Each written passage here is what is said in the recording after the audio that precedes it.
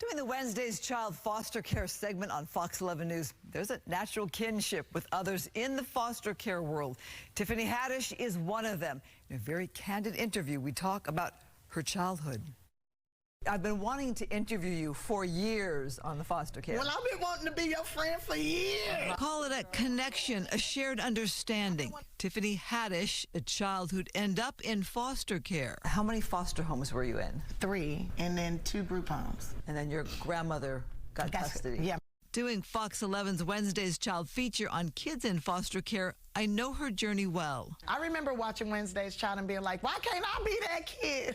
Tiffany is one of the most famous faces on the comedy scene. I feel like I'm at your second home. Yes, welcome to my house. We know she got her start at the Laugh Factory in West Hollywood. And I'm gonna have a couple of different baby daddies. I'm gonna have like 4 or 5 different ones. That's 4 or 5 different checks coming in. That's good money.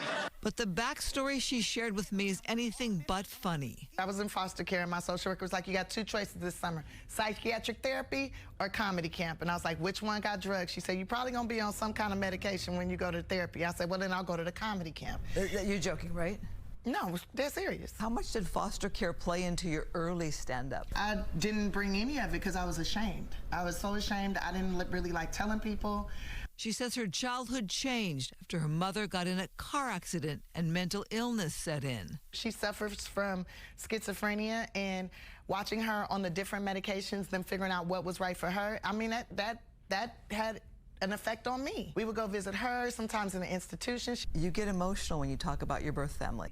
Because I love them. She's among a list of famous faces who experienced foster care: Marilyn Monroe, Simone Biles, Steve Jobs.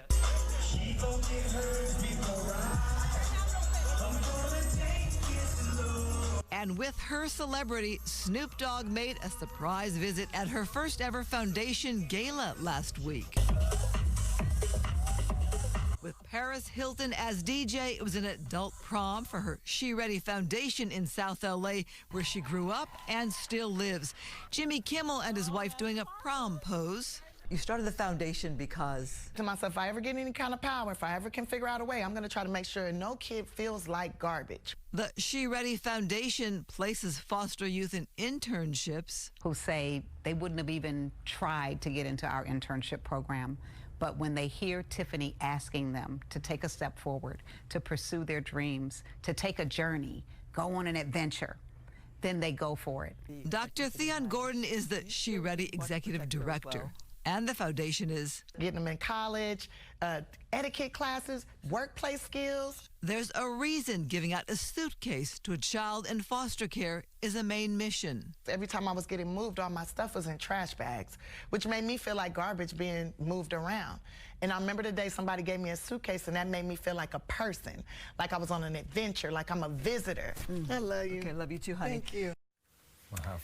May is Foster Care Awareness Month. Tiffany Haddish, look for her in the upcoming Disney Haunted Mansion movie, because we know she's on a roll with that career. Isn't this a reminder of the importance for everybody to feel seen? And she felt seen even just watching your stories. Well, I think what the Wednesday's Child Stories have done is given voice to kids in foster care. Even that one on TV speaks volumes for those that are also in the system. Yeah.